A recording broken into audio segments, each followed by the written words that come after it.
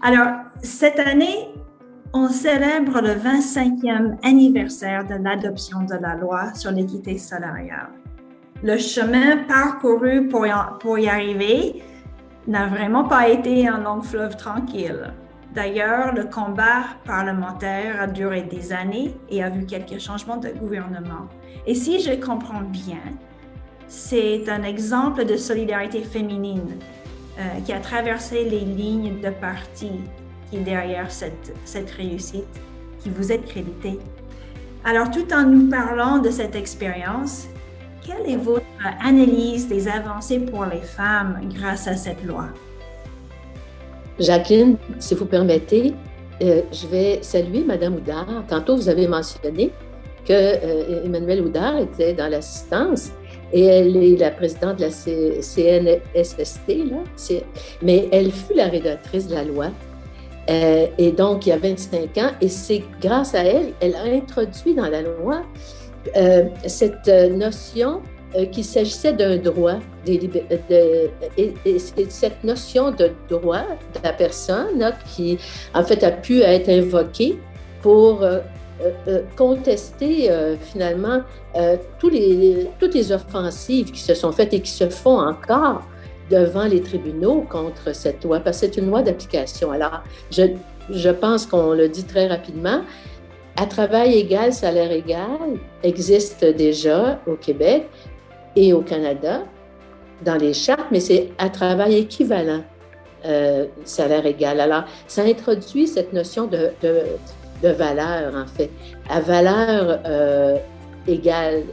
Et donc, ça signifie essentiellement de considérer à sa juste valeur le travail des femmes qui, historiquement, a été déconsidéré dans la rémunération. Et c'était la première fois dans la loi qu'on a introduit, il y a 25 ans, la notion de discrimination systémique fondée sur le sexe. Et je me dis, mon Dieu, souvent, mon Dieu, que cette première devrait être retenue pour que la discrimination systémique fondée sur la race, ou en fait, devrait être envisagée maintenant, là, 25 ans plus tard. Mais alors, quelle était donc cette discrimination systémique? Je vous donne un exemple très utilisé à l'époque. Un technicien de zoo gagnait beaucoup, beaucoup plus qu'une éducatrice en garderie. Parce que la valeur du travail, la comparaison du travail dans les emplois majoritairement féminins et les emplois majoritairement masculins, c'est essentiellement cette comparaison qui doit être faite à tous les 5 ans, parce que la loi, c'est une loi d'application. Alors, ça ne peut pas être fait une fois pour toutes, il faut que ça soit revisé. Et c'est pour ça qu'il faut vraiment que chaque génération, en fait, porte le flambeau pour pouvoir continuer. Ça a coûté des milliards dans le secteur public et parapublic. C'est pour ça, d'ailleurs, qu'il y avait tant d'opposition à la loi, parce que c'était les milliards que les femmes n'avaient pas, évidemment. Et ça a coûté aussi dans les secteurs privés, mais de plus de 250 employés syndiqués. Les syndicats ont été vraiment les porteurs de cette loi. Par ailleurs, je constate que dans le secteur privé non syndiqué, dans les emplois que les femmes occupent beaucoup, finalement, la loi n'a pas vraiment reçu application encore. Il y a encore beaucoup à faire. Alors, justement, si on parle des prochains défis, je vous entends parler d'une loi éventuelle qui pourrait mettre fin au racisme systémique. Oui. Quel est, selon votre avis, le prochain grand défi que les femmes québécoises ont à relever? Essentiellement, je pense qu'on est dans une époque, vous voyez, il y a eu le féminisme des droits. Hein, le droit à l'éducation, le droit de vote, le droit à l'égalité dans le Code civil. Ce féminisme-là, maintenant, doit être poursuivi. Il y a encore, évidemment, nécessité de maintenir la pression sur la question des droits. Mais il y a un féminisme de relations maintenant, d'égalité dans les rapports.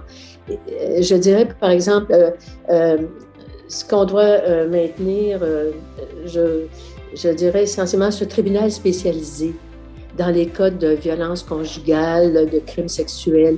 Ce tribunal spécialisé qui a été proposé par un comité transpartisan de quatre femmes québécoises, une ministre, 3 députés de tous les partis.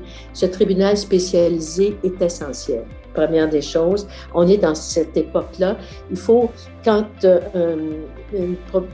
il y a un problème et que fait jour une proposition qui fait consensus, il faut tout de suite se l'approprier parce que sinon, on passe à autre chose. Ça, c'est la première des choses. Et la deuxième des choses aussi, la réforme du Code du droit de la famille, la réforme du Code civil sur le droit de la famille.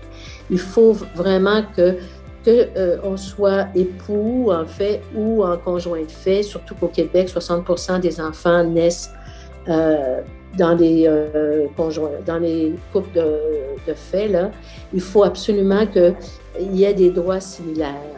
En fait, ça existe au Canada, ça n'existe pas encore au Québec. On a un droit civiliste, il faut modifier le code civil, mais c'est vraiment essentiel d'introduire ces modifications au droit familial le plus tôt possible. J'ai du regret, moi qui ai participé à la réforme du Code civil dans les années 90, là, comme porte-parole, j'ai vraiment du regret qu'on ne l'ait pas fait. Puis je vois, si vous êtes à la retraite, ça ne veut pas dire que vous vous déconnectez, vous continuez à suivre très, très attentivement ce qui se passe. Il faut vraiment, je pense que toutes les générations doivent participer à ce combat. Vous parliez de solidarité tantôt. Moi, je peux vous dire, là, sans la participation de Marie Malavoie, vous savez, qui fut à l'époque députée de Sherbrooke, mais qui était mon alter ego, je ne pense pas que j'aurais réussi à faire adopter cette loi parce qu'il y avait énormément d'opposition et les intérêts financiers étaient considérables contre son adoption, surtout dans les grandes entreprises et au gouvernement. Mais aussi, les femmes de tous les partis ont fait front commun. Ça, il faut savoir que là, actuellement, il y a quand même 55 femmes qui siègent à l'Assemblée nationale. Mais au début, moi, on était 8, donc 6% de l'ensemble. Là, maintenant, il y en a 44%. Mais à ce nombre, nous avons pu, en dehors des lignes de parti, vraiment développer beaucoup de solidarité pour faire adopter des lois, par exemple, sur l'avortement.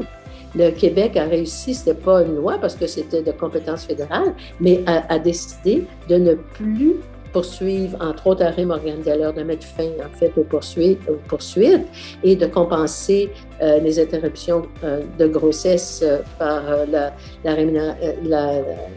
de les compenser, en fait, à la santé. Et donc, il y a eu aussi le partage du patrimoine familial. Et ces lois, Monique Gagnon-Tremblay, ces lois ont fait finalement consensus entre les femmes de l'Assemblée qui ont forcé leur adoption, quel que soit leur parti, en dehors des lignes de parti. Ça vaut pour l'équité salariale.